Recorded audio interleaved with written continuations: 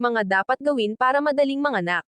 Pagdating ng ika-36 hanggang ika-37 linggo ng pagbubuntis, o ang huling trimester, dapat nang paigtingin ang paghahanda sa sarili, sa lahat ng aspeto, emosyonal, pisikal, mental pati nga pinansyal. Ihanda ang iyong emosyon. Ang iyong mindset at emotional state ay konektado sa iyong pisikal na kondisyon, at kung paano kakayanin ng iyong katawan ang anumang stress. Ang labis na takot, stress at pressure ay nakakaapekto sa kakayanan ng iyong katawan, ayon kay Jessie Mundell, isang certified kinesiologist at precision nutrition level 1 coach, na eksperto sa pre- at postnatal exercise.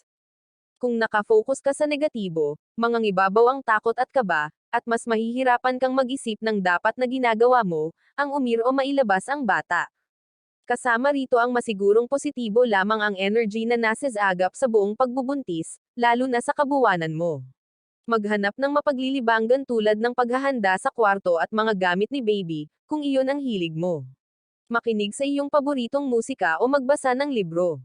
2.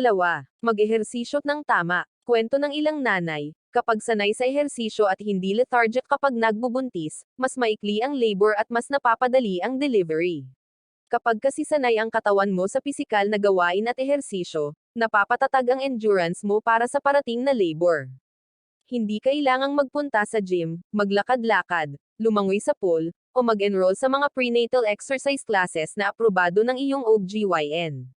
Pwede ka ring humanap sa YouTube ng mga exercise videos para mapadali ang labor. 3. Magsanay at mag-aral. Nitong huling 3 dekada, dumami na ang mga lisensyadong childbirth classes sa Pilipinas, lalo na sa Maynila.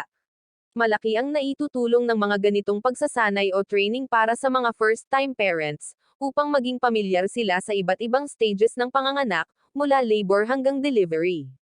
Dito inaaral ang tamang posisyon, tamang paghinga, at epektibong relaxation techniques sa simula pa lang ng labor. Maghanap ng certified instructor at programang aangkop sa gusto at kailangan ninyong mag-asawa.